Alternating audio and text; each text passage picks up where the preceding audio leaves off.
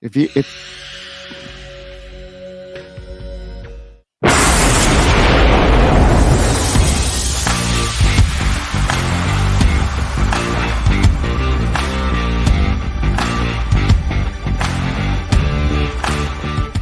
We don't have the best candy. You guys have the best candy. Oh, hey, welcome to the Fantasy Forecast with Grindberg and bigz. I'm bigz. He is Grindberg. You're watching the Fantasy Football Advice Network on YouTube and Twitter and fantasysportsadvice.com. How you doing, Mike? Man, I can't believe we're already into week 12, and I'm sure a lot of our viewers are building championships right now, and hopefully we'll continue that streak on because bigz, it's our start and shit show and start and sit show. Thank you, sir. Sorry, I had to Language. I had to pull the octave up a little bit. That was just it If was you're a gonna say shit, at least use the French merde. merde. Je m'excuse. That's French for excuse me. Anyway, bigz, how are you doing, man? Which is German for Gesundheit. Actually, you know what? I found out that Gesundheit, it just means health. So, like, if someone sneezes, you would just say health to them. But if you do it in German, then somebody sneezes, Hachu, then you go, help! All right. Let's get to our studs and duds for the week. Yeah. Last week, you said start D-Hop, start Russ, sit Etienne, and sit Pollard. How'd you do? I went 50% because my starts weren't great at all. D-Hop had a pretty bad game against the Buffalo Bills. He wasn't as involved as I thought he'd be. Russ didn't go off against the Ravens like I thought he'd go off, and but they still ended up winning the game. Was respectful, but didn't have those touchdowns down deep to Pickens and Williams like we thought they were going to connect with. But my sits were great. I told everybody to sit Tony Pollard against that really tough Minnesota defense, and they came up big. And I told everybody to sit Etienne as well, and he did not do well either. So 50%, I'd say 60% because Russ was okay. It didn't kill you if you started him, but definitely didn't propel your team to fantasy victory if you did start him. I said to start George Pickens, and that was a good call because he had a good game. I also said to start Drake May. That was also a good call because he had a good game. I want to say he was QB 13. So he produced. But I was also 50% because my sit calls were stinkers. I said sit Sam Darnold, and he went bonkers. And I said sit James Cook, who had the single worst matchup in all of fantasy football. I thought, I'm reading the data. This is a no-brainer. And James Cook went bananas. So I had two good calls and then a bonkers and a bananas. So that's 50% also. Oh, well, you know what? It could be worse, but this week is Bymageddon. There's a lot of buys happening this week, bigz. There's some injuries, and there's not a whole lot of room to work with, especially when we start talking about these games that have inclement weather, lower scoring games. This week is a really tough week to get through. So let's give our viewers the goods. Okay, let's get into our starts of the week. Do you want me to start? We figured out on the Queen's Ransom last night that this week is Bymageddon, and then week 14 is the Bypocalypse. I like it. And I tweeted out, or it was Blue Sky or whatever. Anyway, I took a screenshot of one of my lineups, and in order it goes Josh Allen, Breece Hall, Alvin Kamara, Bijan Robinson, and they're all on bye. So instead, I'm starting Ladd McConkey. Guess what? Ladd McConkey has a phenomenal matchup. Ladd McConkey in the Los Angeles Slow down. Ladd McConkey and the Los Angeles Chargers are facing the Baltimore Ravens this week. The Baltimore Ravens do give up quite a few points to wide receivers. Not just wide receivers, but slot wide receivers. And where does Ladd McConkey play? Ladd McConkey plays in the slot. In fact, Baltimore, come on, sort. What is happening? Okay. Baltimore is among the leaders they give up lots of slot points, and so I'm starting Ladd McConkey because he's good. I love Ladd McConkey. We know we all love Ladd. Lads for dads, hashtag. Yeah, it's for Ladd. Yeah. No. Either way, it works out, bigz. Anyways, you're starting Ladd McConkey this weekend, and I'm going to be starting Kyler Murray. I love his situation, and he's coming back into his old form. He's headed into a really good matchup against the Seattle Seahawks.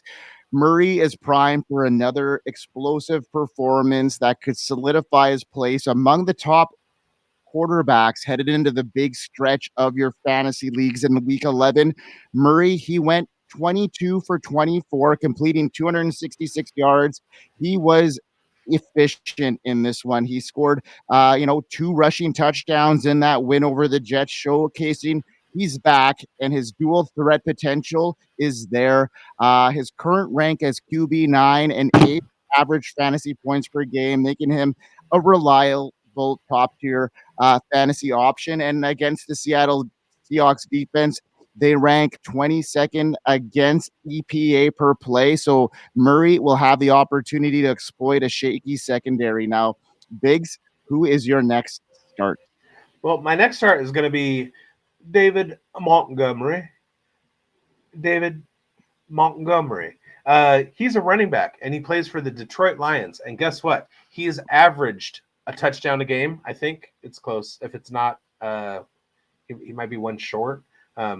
But yeah, you can count on him for a touchdown. And the Detroit Lions have a phenomenal matchup this week. They are going to be playing against the Indianapolis Colts. The Indianapolis Colts do give up quite a few points every week. 2 running backs in the running game, also in the passing game.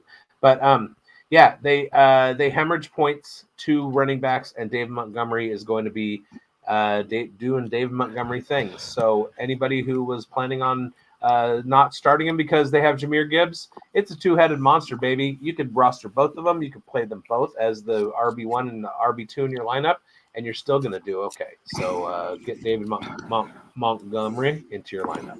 Montgomery, I like it. And I got a running back too that'll sprinkle a little flavor too into your lineup. And I think Brian Robinson Jr. is a really strong start in week 12 against the Dallas Cowboys. He found the end zone last week in a tough matchup, and I think there's going to be a little bit more of that to come this week.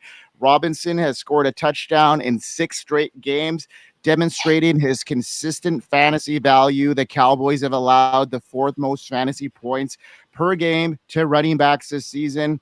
7 running backs have scored at least 19 fantasy points against the Cowboys, including 4 who topped 30 points. So I'm looking at Brian Robinson to be a top running back pick, especially if the Commanders can get in within the 5-yard line. That's where Robinson makes his gravy, and it's going to happen again, I think, this week. So I love it. I love gravy. Me too. It's gravy season. I just bought my turkey today. Threw it in the ice chest to defrost outside. It's gravy season. Let's go. And Brian Robinson is my let's go gravy. And Brian Robinson is in a good situation. Jane Daniels not the touchdown scooter that we thought he was going to be. I'd like to see a little bit more of that, please, JD. Yeah. And you said situation down here below the 49th parallel. We say it's a good situation. It's a good sitch. Situation. Nah. Yeah. That's sitch is like way over. I don't know if news has gotten up there via the UConn guys. Well, you know where you know where communication community. If I could get somewhere where I could find this information, I do. I know the perfect place. We are here. We are here. We are here. FantasySportsAdvice.com, offering the best fantasy sports social media platform. Why join endless Discord communities or the trolls of Reddit? Fantasy Sports Advice is a community designed to help you win with 24/7 support. Go to FantasySportsAdvice.com and become a pro member for unlimited access. Again, go to FantasySportsAdvice.com today. Yeah. Yeah, let's do it. All right, let's talk about sits. Who our sits are. And remember, last week I said to sit Sam Darnold, and that was a terrible, terrible decision. This week, sit Chubbard. That's the new nickname that we gave to Chuba Hubbard. Chubbard. Yeah, Chubbard. Sit Chubbard. He's got a terrible matchup. Carolina is not going to be able to do much. And I like Chubbard the rest of the way. In fact, I tried to go and trade for him in a league that I'm competing in. Not necessarily for this week, but for the fantasy playoffs. They are playing the Kansas City Chiefs, however, and that is just about the worst matchup if your name is not James Cook in all of fantasy football. So sit Chubbard. Yeah, I'm sitting him too. I don't have him in many of my lineups this week. I mean, in the deeper leagues, I have to keep him in. But yeah, Chuba Hubbard is a sit. A guy that I'm trying to sit wherever I can, but it's not happening in a lot of my rosters. But if I can, I'm tempering expectations for Jacoby Meyers, who is headed into Denver, and he's facing off against the Broncos, who are just really, really good against, the pass. And they've allowed the fourth fewest fantasy points to wide receivers this season, highlighting their tough coverage against the position. The Raiders' struggles offensively, they're failing to produce consistently. Meyers has, difficulty finding the end zone, and I just think it's going to be really, really tough sledding for anybody facing this Broncos defense for the rest of the season. Honestly, it's tough sledding, and the Broncos are playing good football, and I'm just avoiding anybody in those. La, la, la, la. I don't hear anything that you're saying. The Raiders are totally fine as long as they're only throwing the ball to Brock Bowers. Yes. Their offense is great. Have you seen Brock Bowers? They have the best offense in all of football. Brock Bowers is awesome. I'm not going to lie. Yeah, It must be that pizza. Yep. Pizza Guy's Napa, baby. Until Aidan O'Connell comes back, which should be next week, I think, or in 2 weeks. I love Jacoby Meyers. I feel like he's in the future going to be an integral part of the Raiders passing game. And I know that Scott Turner likes him too. But with Gardner Minshew throwing the ball, Gardner has eyes for one man, and that's Brock Bowers. He panics and then finds Brock, and that's his MO. When the Raiders are actually playing in an offensive system where they call a play and they can execute that play, then Jacoby Meyers is going to be a better part. But I'm not playing Jacoby Meyers this week against the Broncos. No, sir. I don't like it. No, sir. All right, my next sit is going to be Deandre Swift. Deandre Swift of the Chicago Bears. They face the Minnesota Vikings this week. Another terrible, terrible matchup. I do not like that one either. You can be pretty comfortable in sitting anybody who's playing against the Kansas City Chiefs at running back that's not named James Cook, or against the Minnesota Vikings that's not named James Cook. There's just not going to be a whole lot for Deandre Swift to do, especially when the Vikings get out to a big lead and the Bears aren't utilizing. It's going to be Caleb Williams trying to find Rome Odunze, trying to find DJ Moore, and I'll give you a bonus. Sit Keenan Allen. In another show we're going to do, I'm going to start talking about Keenan Allen because he primary is a slot receiver, and Minnesota shuts down the slot, so no Keenan either. But Deandre Swift. Sorry. And he's a little banged up too, right? I mean, so you don't even know how much usage he's going to get with Roschon coming on as well. I had him as my waiver wire pickup this week because it's been 5 weeks. You didn't listen to me a month ago. Exactly, because it's been 5 weeks since bigz mentioned him on one of our shows earlier. But we got to kind of go back to the well when Chicago is playing better under a new offensive coordinator, and we'll see what happens there with Roschon. So I'm sitting Deandre Swift as well this week, big. So that's a really good call. I'm going to sit Aaron Jones, and very similar situation here, like bigz mentioned with Deandre Swift. Jones is a little banged up as well. and has struggled combining with the workload that he's diminishing.